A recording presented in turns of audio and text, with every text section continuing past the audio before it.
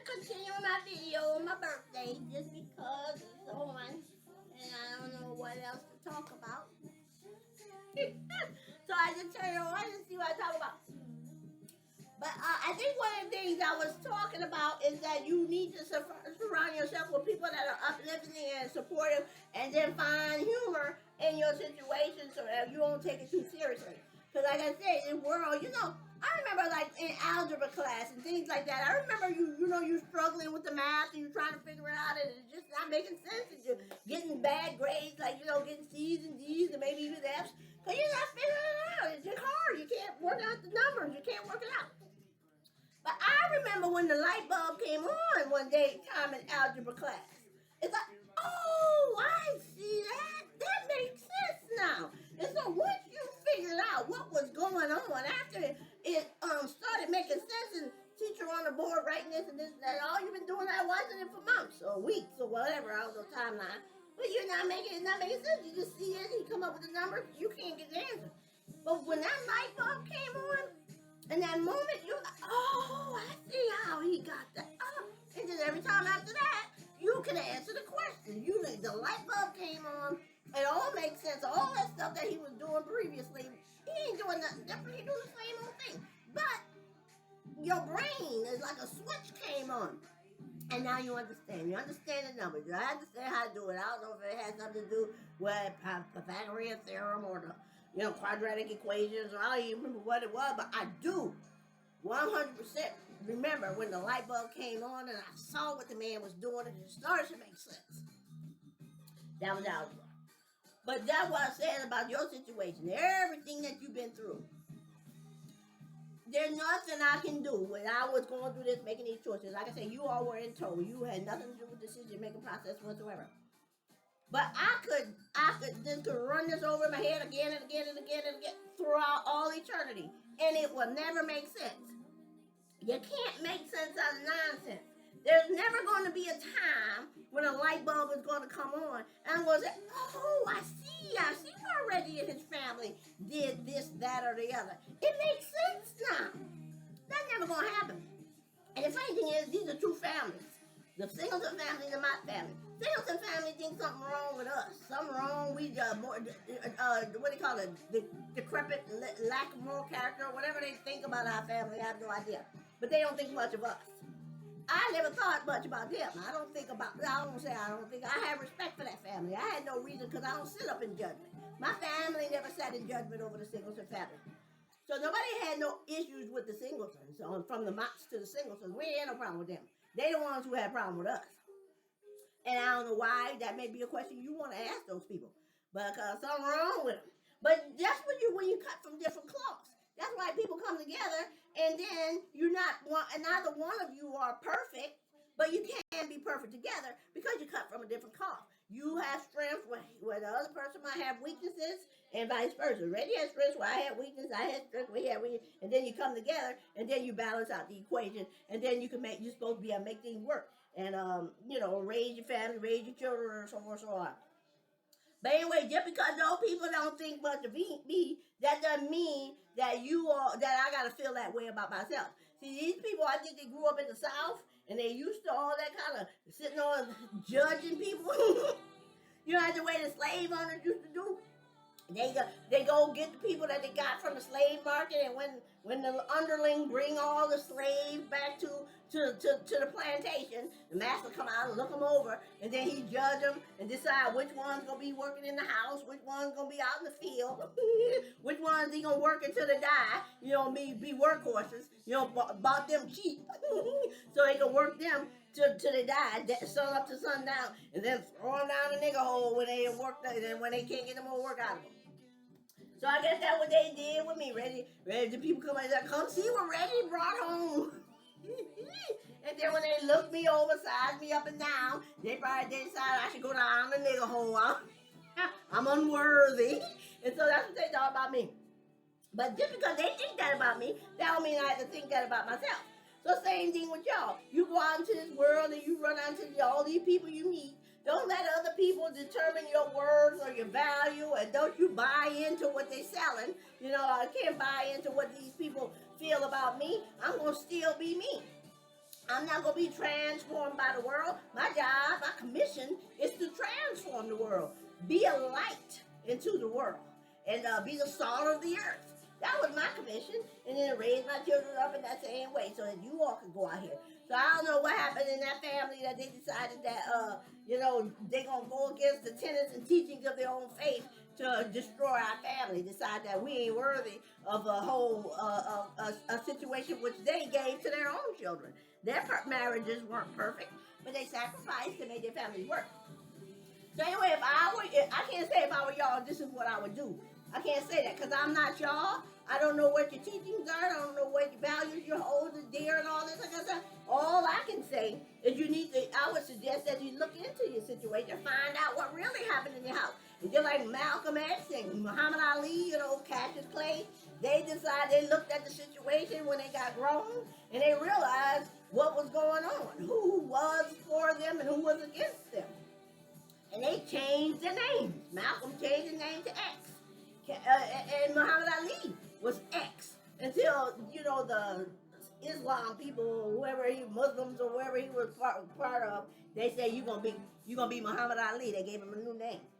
You all ought to look into that situation too. Because both of y'all, Reginald and Terrance, your daddy, Reginald Terrance, and both of you got the name Singleton. You all should sit together, come up with a name that you all both can agree that you want to carry the same name because you share the same bloodline. So you all can come up with a name that you're satisfied with. You can be whatever you want to be. Survivors, RQ and Terrance, Survivor, RQ and Terrance, Overcomers. Make up a name, go to the court, pay the fee, and change your name and become something. Because all these singletons ever done was put albatrosses around your neck. They gave Reggie spent more time in school than he gave to his family. And then the other thing too, that man had 2 women in his life that loved him, I guess. I don't know what he had before me. But me, had a family with him and made babies with him. Then the other girl, I might be giving it a stretch, but I'm going to assume, because I don't know that chick, I don't know the girl from the name of Man on the Moon. She wanted to have a family with the man. And look at us, both of us, 2 women that want to have his babies and be a part of a family with him. One of us lost all the stuff that we ever valued as part of, the family and the house and the children and all the material things. I mean, I guess you could call this a Pyrrhic victory. Pyrrhic, I think is how you spell it. Look it up if you don't know what it means.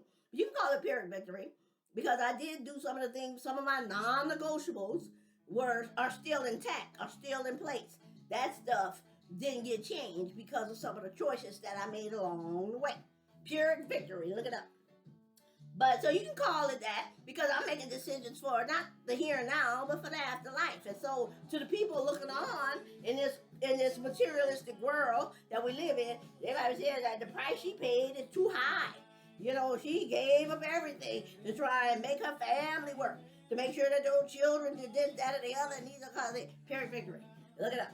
But anyway, but if I had to do all over again, I would do it all over again. Because like I say, I'm making choices for the afterlife, because not just for me, but for my kids. I want my children to be able to go out here, live a life, and then when it's over and done with, you all can still find your way, and there's a place prepared for you in heaven. You ain't got to go out here and watch people live a certain way, ascribe to a certain ideals, and then but live a certain way. You say you believe in this, that, and the other, and you ascribe to certain things, but then when it comes due, when you got to present yourself to make the sacrifices for those truths to come to pass, well, then they ain't nowhere around. And I think that's what I learned in this life, if I ain't learned or no. I learned that people all talk. Everybody gonna say what sounds good and what's gonna be what needs to happen and what sounds good.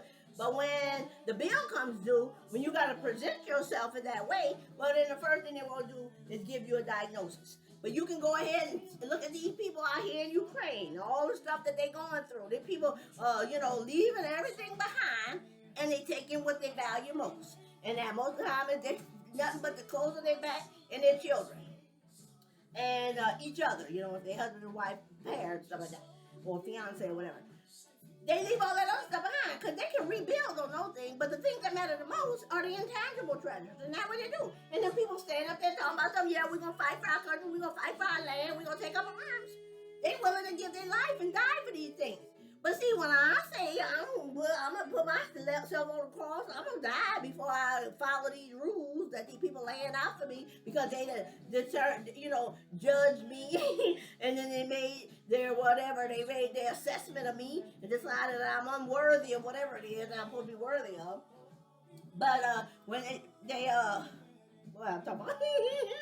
Anyway, when they come up with these ideas of what I need to be in me and try to lay out a plan for me, a plan for me, what I'm supposed to do based on what Reggie does.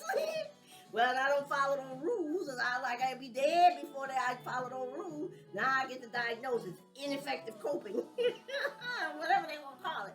No, it wasn't nothing about that. It's just something like I ain't gonna be transformed. And where were those people out here when that man needed his help? And I ain't never talked about that old girl, that 29-year-old something that Reggie brought into his presence. Like I said, the two of us. One of us, I lost. All I got now is Pyrrhic victories. And then, she ended up with her situation. Got herself in a wheelchair and all this other stuff. But my thing is, what was I talking about? Oh, but I had to turn the thing off because I don't remember what I was saying. You can pause it, play it back, see what you were talking about. But anyway, I did remember that girl.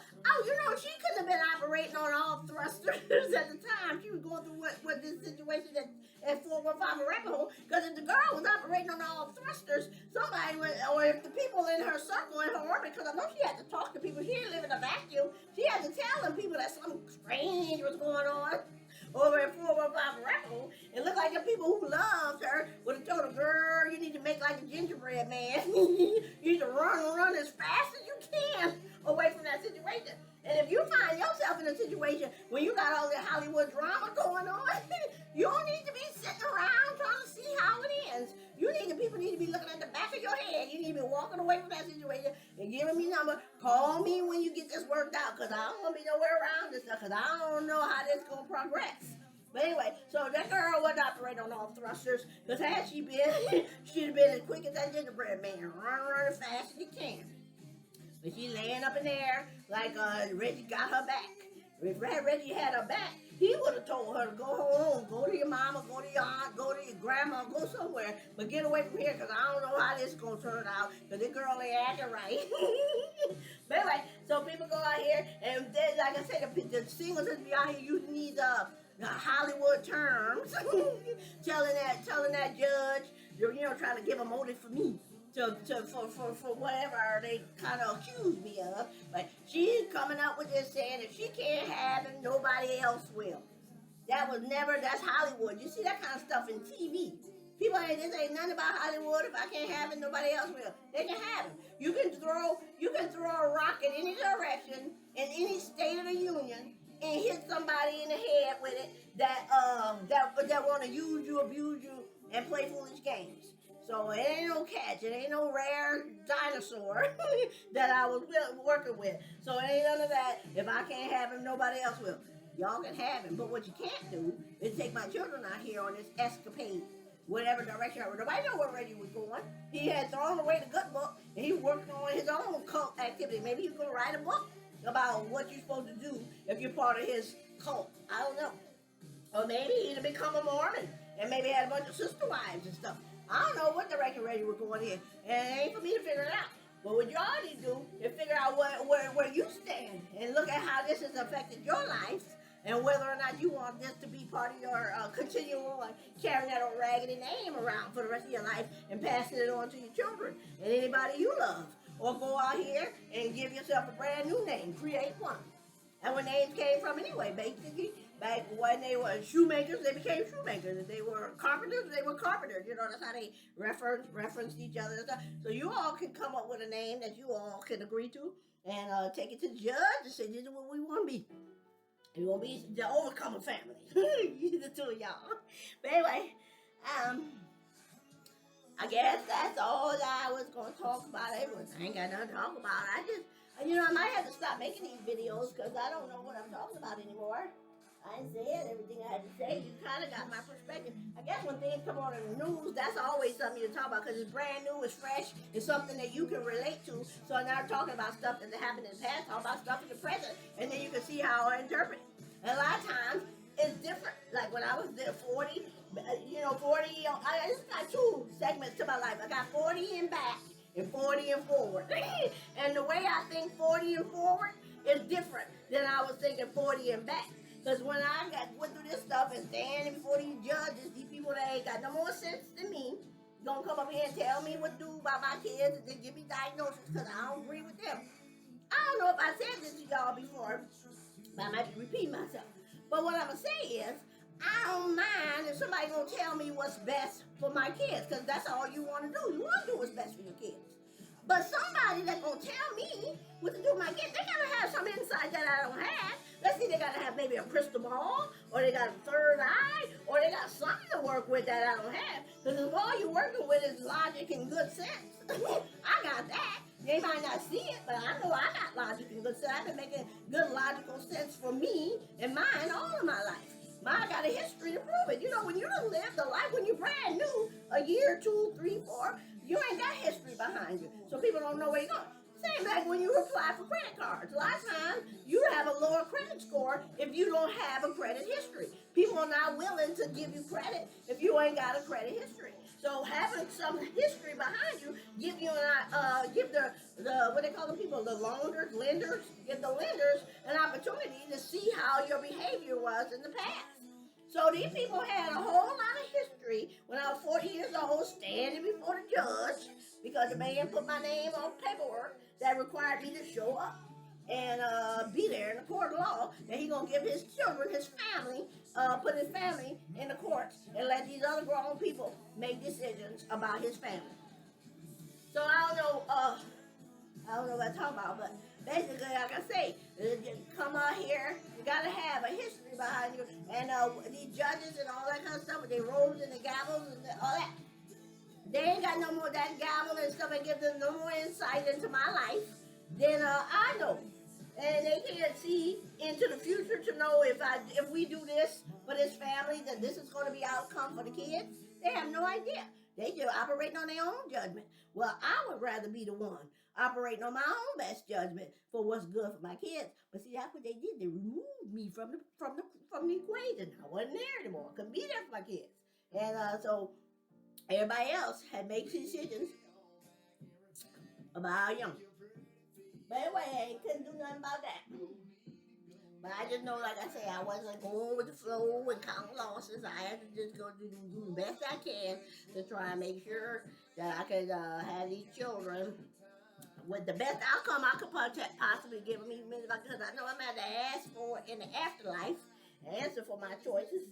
And I had got no problem with it. It'll be, baby, just let it be. Ride with me, see where this thing goes. It's meant to be, it'll be, baby, it's meant to be. So uptight, my heart still hurt a couple times by a couple guys that didn't treat me right. I ain't gonna lie, Tired of fake love, what you made of, boy, make me believe. Girl, don't you know you're beautiful? It's easy to see. It's meant to be, it'll be. Baby, just let it be. It's meant to be, it'll be. Just let it be. But anyway, let me turn this on. See where this thing goes. It's meant to be, it'll be. It's meant to be.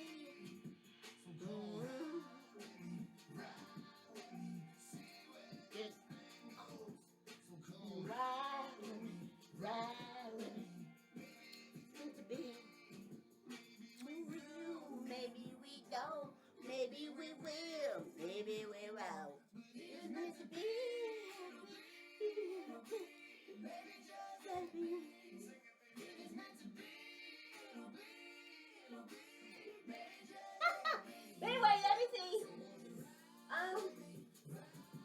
talking about?